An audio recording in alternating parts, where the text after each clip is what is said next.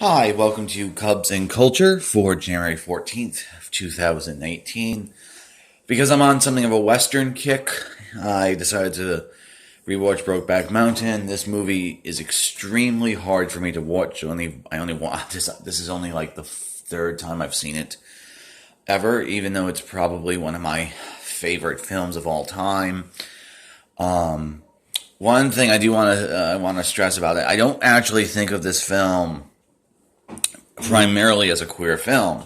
I actually think if it's supposed to be an example of sort of queer cinema, it's not really all that representative because it's not about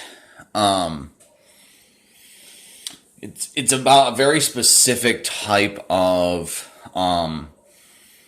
existence in the in like rural settings in America for white men who have sex with men.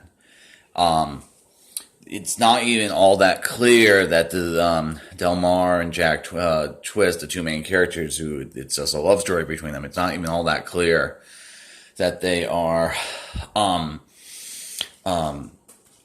gay. We only really can say that they're sex with men who have sex with men, or even for Delmar, it's just these two. It's just this particular love story. So like on the one hand, I think it's a very good film, great film, the way in which it's put together and everything. But it's not because of how sort of lasered focused it is on this particular sub experience of people that it shouldn't be, of LGBT people, however you want to say it, queer people, sexual minorities, whatever term you want to use to apply to these characters. It's a bit unfortunate that even to this day, it's still sort of held up as this like the first sort of this seminal moment in queer cinema. Because don't get me wrong, it's a great movie, but I think it's only sort of incidentally interested in LGBT issues. That, as it will become clear, I think it's very much an Ang Lee film, and it fits sort of within the Western genre and Ang Lee's filmography more comfortably than it fits in with queer films. And I want to quickly talk a little bit about two things I find kind of amusing about the reaction to this film. The first thing is because in way spoilers. The way in which one of the characters could allegedly, Jack Twist, is murdered at the end, if you interpret it that way. A lot of people think that this movie or the short story it was based off of was inspired by Matthew Shepard, and it's not. It's actually it's not. It can't be inspired by Matthew Shepard's death, because very creepily the short story in which it's based off of, and if you've read the short story as I have, the movie is very, very faithful to it. The short story was published a year to the day, basically a year to the day before Matthew Shepard was murdered. Okay. Then the other sort of thing that's a little bit, it's amusing and sort of disheartening at the same time, is Annie Pollock, who is the author of the short story, and she initially was thrilled with the film that when it came out, and she was, I don't know if she's upset about the movie now, but because of this, but at least at one point she was absolutely as pleased as a author could be with a film from their work, but then very, very creepily, straight men, not just straight men, but a lot of times straight men kept mailing her stories and letters which approved the story by basically turning it into sort of like gay erotica written by straight men, where Ennis and Jack end up moving to San Francisco, and now Pollock was sort of wish she never wrote it, because she's sick and tired of having, and I don't blame her at all, this would annoy me as well, having straight men send her basically bad gay erotica because they think she ended the story wrong. And that somewhat amuses to me because, like, that reactions of like, oh, society, like, they don't end up happily ever together. Like, that's the fucking point. And it's really kind of strange to me that straight men, like, feel the tension of, like, the way in which society constructs masculinity, or the way in which MSMs are treated by society, causes them to sort of have this cognitive dissonance where, like, they probably realize that they're sort of being indicted by the film, and so instead of, like, dealing with that like interpersonally, working on not being homophobic, they send gay erotica to the short story author, and that's quite unfortunate. Give me one moment. Okay, now returning to something of the interaction. Yeah, I'm really annoyed that this film didn't get Best Picture. Yes, even more than a decade later. I think it has absolutely everything to do with Crash dealing with racism in LA, and this film, Brokeback Mountain, being a sort of a Western that has this sort of love story between men in it. I think Academy voters were both drawn more to Crash, and some of them were repulsed by just sort of the content of Brokeback Mountain. We know for a fact that Ernest Borgnine and Tony Curtis, of all people, both flipped out and point blank refused to see the film.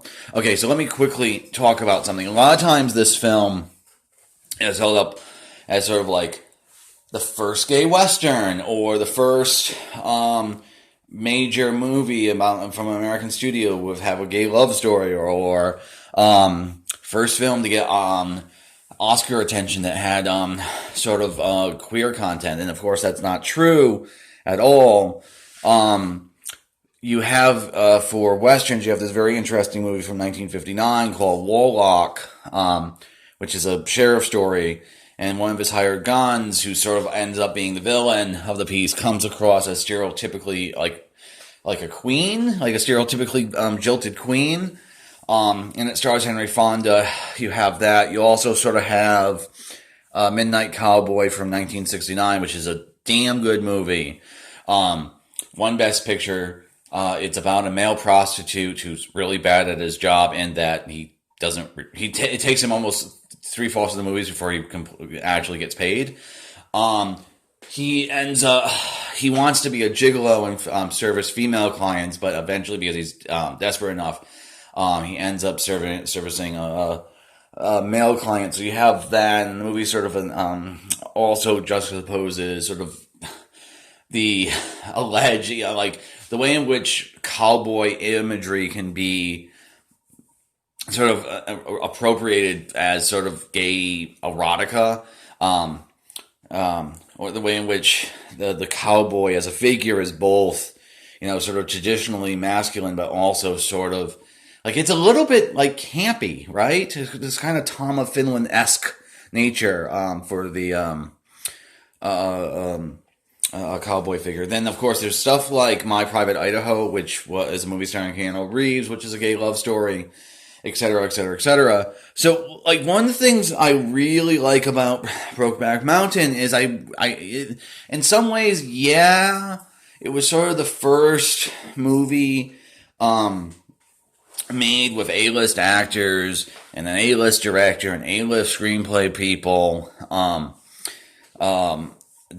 that's principally so focused on a love story between men. But what I like to think of it is it's one of the first films that has sort of gay or queer content, but it's really not. It's like it wasn't produced specifically for that reason. It wasn't it's not really a movie.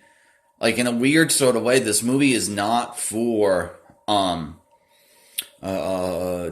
gay community. It's just using gay content to explore themes that the writers and directors are always been interested in. Okay, so Ang Lee is the driving force of the director. I think this is by far his best film.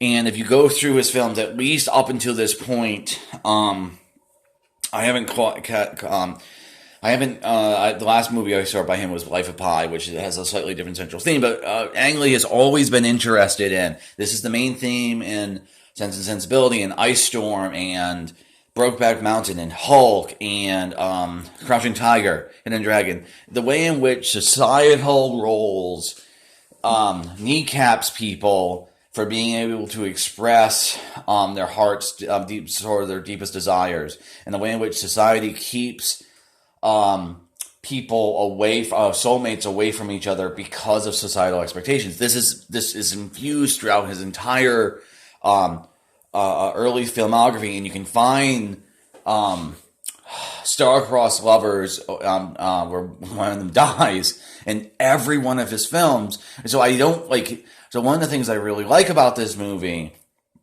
and about Ang Lee is it feels much more like an Ang Lee film than anything else about it. It feels very much that the personality of the film is very Ang Lee. That the queer content or the MSM story is sort of incidental. That's just one token of the way in which society separates people based off a societal role. Okay, that will be.